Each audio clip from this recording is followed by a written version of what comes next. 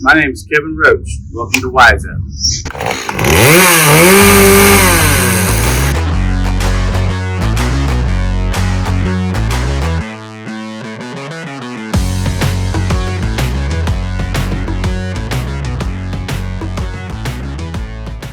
So we're now joined by Kevin Roach, a chainsaw artist, a local chainsaw artist. So if you could just take a second, kind of explain what that even is. What do you do as a chainsaw artist? Okay, so chainsaw artistry is it's kind of a fun, primitive type of art. It's where you take a chainsaw and some other smaller tools for fine finishing, but primarily it's taking a chainsaw and removing everything from a log that shouldn't be there, and the end result is you have a sculpture of sorts. So I first discovered Kevin, I think someone mentioned, like, there's some guy that's, turning these trees into like work, like I think they were cut down trees that had already been cut away, right? And was turning them into like these art pieces. So when I have a chainsaw. I think it's like a Ryobi electric. I started with a fairly cheap chainsaw as well. So I just kind of go like, how do you even start something like this? How do you even take, your tool at home or whatever and see some piece of wood and kind of go, okay, I'm going to turn this into an eagle or a horse, right, or, an Indian. So that's a good question. I think it starts with the discovery portion of it first. You discover that the art form exists, and then your interest kind of leads you into it, and you make a lot of mistakes at first, but I think after that, if it sort of pursues you as opposed to a person pursuing it, because I guess when I started, I never thought that I would do it as a career opportunity or career choice. So after time, it did that. It pursued me, and I was able to quit my job in the oil field, and I've been doing it full time for quite a number of years now. So. Yeah, can you kind of expand on that a little bit? Like you mentioned, hasn't always been your full-time pursuit. Started as a hobby, like a lot of these things do. I guess first off, did you kind of have any artistic background or anything, or did you really just picked it up because you thought you would be good at it or be interested in it? Right, not necessarily any background in art. It's really just something that I ended up being okay at. It's consistently learning, constantly learning new things. So it's a practice, but it's something that I've enjoyed. I think that's kind of one reason I've stuck with it, because otherwise it's just a job. But for me, it's not really like work. yeah. I would go out on a limb and say you're more than okay at it. I think you're very talented.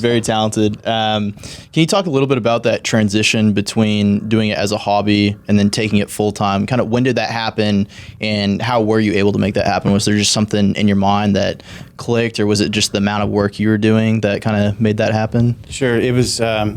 It started off, like I said, without the intentions of making it full time, but the deeper you get into it, you learn that there's other carvers, around, and you kind of build a friendship with them. This throughout the states and the world, really. But you learn new techniques, new things, and then at the time that you realize that you're decent enough to be able to put a good product out for the customer or the client, then you realize that you could do it for a career. And then it was just a matter of reaching out to some more experienced carvers, some that did do it full time, asking them questions about what they did, and they gave me advice on how to do it.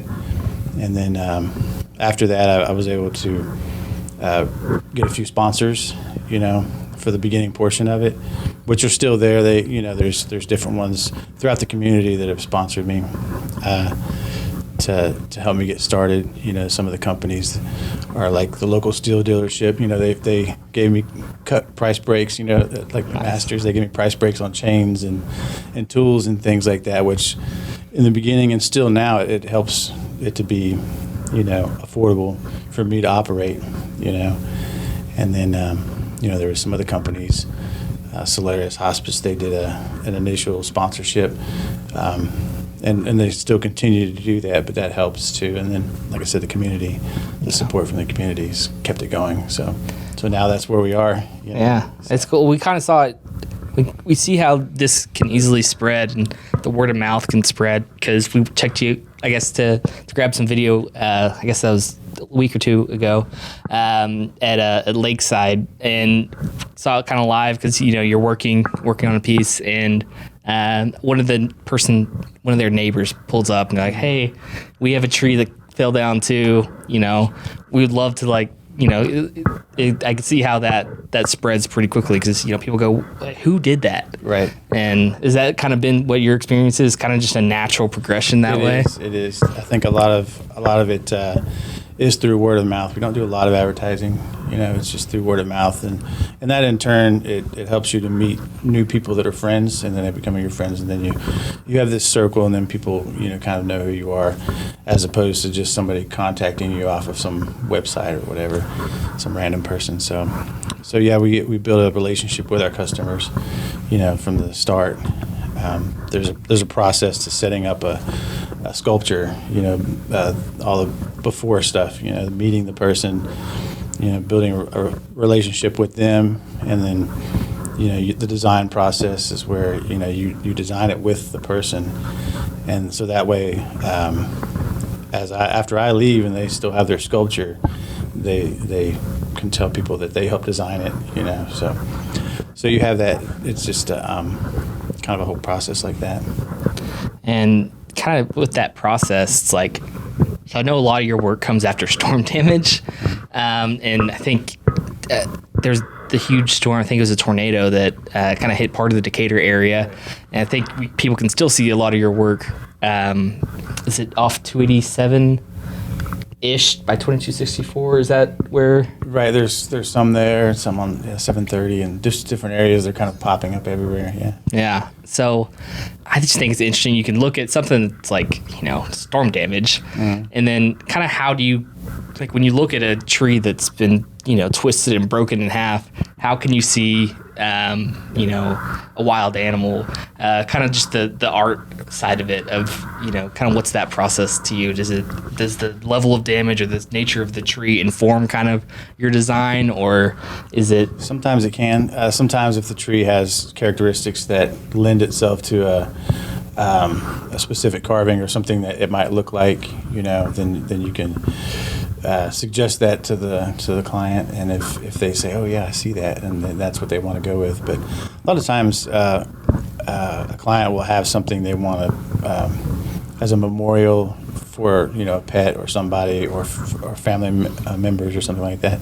So they kind of have an idea of what they want, and then from that point, it's just determining whether or not the tree will produce enough wood really to carve it, because if they want a full-size rearing horse but their tree's only 6 inches across, naturally it won't. That's a tough ask. It's like a pocket knife, not a chainsaw. And if it doesn't, then we go down other routes, other interests that they might have that the tree would lend itself to. All right. So usually it ends up being something that the family and friends appreciate and get to enjoy for years. Have you ever had a job that's rewarding in that way? Is this a rewarding process? It is. I've done a lot of things. Been in the military, done a lot of things, but this one's definitely rewarding. And I don't know if I'd classify it as a job. Kerry Bond started with State Farm in 1993 and opened his local agency in October 2007. This second-generation agent has been voted Wise County Messenger's Reader's Choice Top Agent multiple times and was named Small Business of the Year in 2022 by the Wise County Chamber of Commerce. Kerry obtained a BBA in insurance from the University of North Texas in 1993 and has earned the prestigious industry designations of Chartered Life Underwriter and Chartered Financial Consultant. He proudly offers auto insurance, homeowners insurance, and renters insurance in Decatur. Are you relocating to Decatur or anywhere in Wise County? Call Kerry Bond at 940-627-5616. He proudly serves Decatur, Alvord, Paradise, Rome, and all of Wise County, and in fact, all of Texas.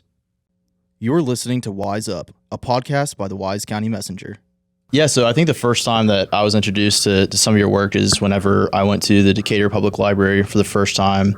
Your work can be seen all across Wise County, or we experienced even out in Lakeside. But can you kind of talk about your work at the library and kind of how that came about, and the process through it? And I think it's really interesting because a lot of people, that draws a big crowd to the library, and I think a lot of them don't know that you're the man behind it. So maybe talk us through that project. Sure, and that falls into the category of what trees can be carved.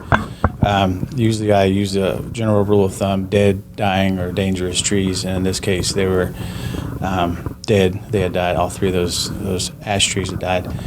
So the library reached out to get some sculptures done, and once again, I met with the librarian there, the head librarian, and we discussed ideas and things that she thought the community might like, and that she would like, and stuff like that. So we came up with the designs, and this goes back to the carving community. I was I was able to reach out to another carver friend of mine, somebody that kind of gave me some guidance in my early years of carving. His name is Jimmy Hobbs, and he lives in Grand Saline, Texas. So I reached out to him and asked if he'd like to join me on the project. So he did. He came down, and he's actually the one that carved the Bigfoot. So that's done by Jimmy Hobbs, and then I did the fairy house, and then the owls, and the books and whatnot. So, that's kind of how that all came about. So if people are curious, are there any hot spots, any places where people find your work, or just like a website or anything, people can check it out if they... Sure. I primarily just use Facebook as a platform. We do have a website, but we haven't launched it because the work is so busy. I'm afraid to get too busy. It's been a good thing as far as work goes, but I just, under Kevin Roach on Facebook, that's the only place I kind of use that primarily for, kind of a portfolio for people to go and see my work and things like that. So awesome, man. Well, we really appreciate it. Everyone, drive out around the LBJ Grasslands or the Decatur Public Library, or just take a trip up to 87 and 730, and you'll definitely run into some of Kevin's work. Or even Carrie Bond Insurance Agency, a bunch of work there he's too. a big supporter as well. Yeah. Awesome. Thank you, Kevin. Thank you for having me. Wise up.